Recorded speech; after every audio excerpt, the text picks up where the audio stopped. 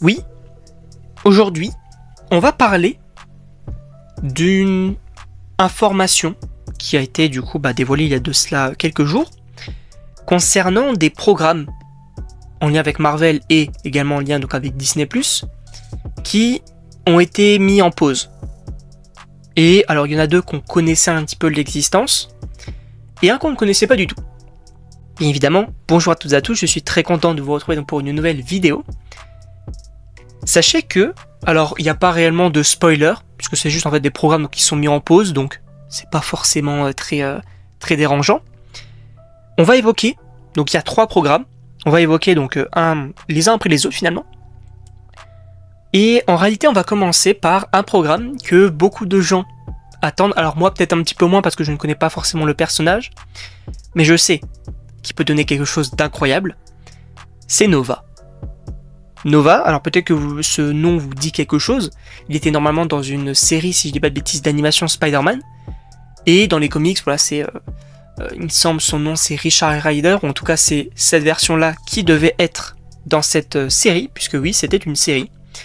Et alors ça a été mis en pause, je pense pour 2 raisons. La première, c'est qu'une série sur Nova, ça demande quand même pas mal de budget. Parce que c'est quand même une série galactique, c'est un héros galactique, on peut le comparer très vite fait à Captain Marvel, il faut quand même du budget. Et en plus de ça, je pense que ce n'est pas forcément trop dérangeant, parce que pourquoi l'introduire maintenant?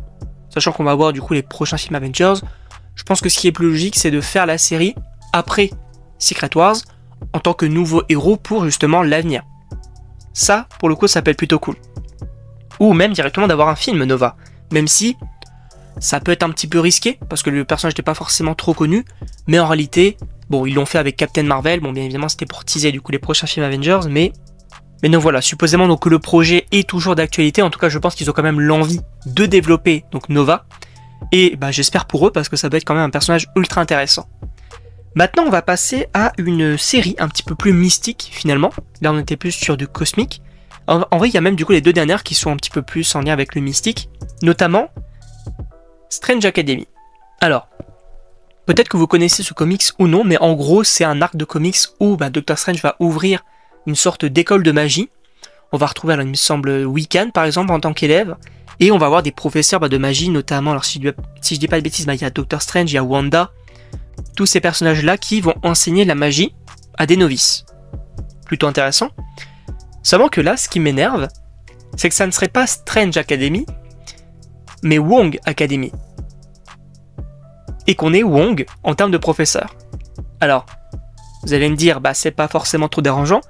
Pour moi déjà, il faut arrêter avec Wong parce qu'il est beaucoup trop présent. Et j'espère que dans les prochains films Avengers, il pourrait peut-être mourir. Sachez que je compte également donc en faire une vidéo, qui est-ce qui pourrait mourir dans Avengers Doomsday et dans Avengers Secret Wars. Ça peut être plutôt intéressant. Mais en plus de ça, moi, ce qui me fait aussi poser pas mal de questions, c'est quels seront ses élèves? Puisque à Camartage, on a notamment, America Chavez, pourquoi pas. On a également Rintrah, donc cette sorte de minotaure vert qu'on a vu donc dans Doctor Strange in the Multiverse of Madness. Également l'Abomination, qui trouve refuge à Camartage. Ça me donne, enfin en tout cas ça me vend pas du rêve. Vraiment pas. Donc je pense que ce projet a été mis en pause parce que, à mon avis, ils ne savent pas trop où ils vont avec ça. Évidemment que moi je préférerais avoir Doctor Strange qui forme vraiment des vrais magiciens et ce serait vraiment très très cool. Mais bon, avoir de ce côté-là, mais moi clairement avoir un Wong Academy, j'en ai strictement rien à faire. Mais je vous le dis honnêtement. Voilà. Et enfin le dernier programme, qui du coup a été annulé et qu'on ne connaissait absolument pas l'existence, c'est Terror Inc. Alors peut-être que vous en avez entendu parler. En gros, c'est un personnage assez mystique puisqu'en fait, il va, alors si je me dis pas de bêtises, il va tuer des gens et récupérer des parties de leur corps pour, du coup, son usage personnel, donc pour être une sorte, alors c'est pas vraiment un Frankenstein ni un zombie, mais c'est un peu comme ça, quoi. Je ne sais pas si j'ai très bien résumé, je ne pense pas du tout, mais en tout cas, vous voyez un petit peu le délire. Moi, j'aurais trouvé ça très cool, notamment pour la période, par exemple, Halloween. Franchement, ça aurait été plutôt sympa. En plus, un personnage pas forcément besoin de revenir, un peu comme Werewolf by Night, c'est-à-dire que tu introduis le personnage, bon, s'il revient, c'est bien, si on lui fait mention, pourquoi pas, mais franchement, ça pouvait être plutôt intéressant. Je pense que Ils l'ont peut-être mis en pause et je pense, étant donné qu'il n'y a eu pas beaucoup de fuites concernant ce projet, pour rappel, on n'était absolument pas au courant.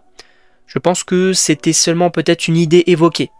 Et peut-être qu'ils bossaient sur peut-être un premier scénario, je ne sais pas, mais en tout cas, ça a été mis en pause comme les 2 premiers projets. En tout cas, voilà donc les 3 programmes qui, du coup, ont été mis en pause du côté de Marvel Studios. Alors vous allez me dire, pourquoi du coup ce type de gros changement chez Marvel Studios?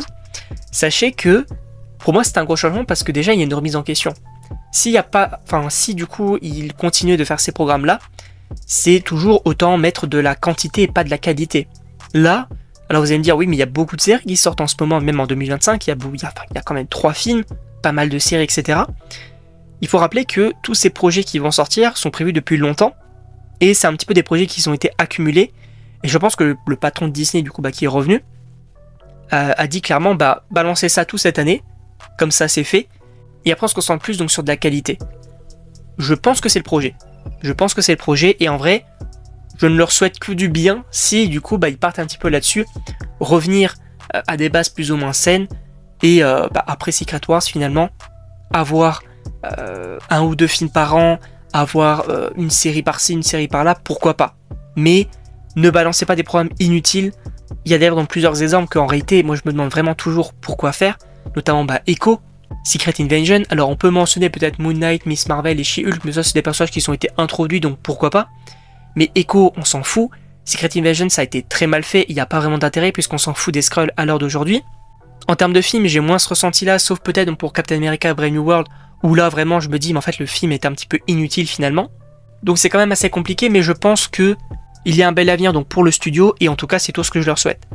En tout cas, n'hésitez pas à me dire donc ce que vous en pensez dans les commentaires, n'hésitez pas également donc à vous abonner. Et donc moi je vous dis à la prochaine pour une prochaine vidéo.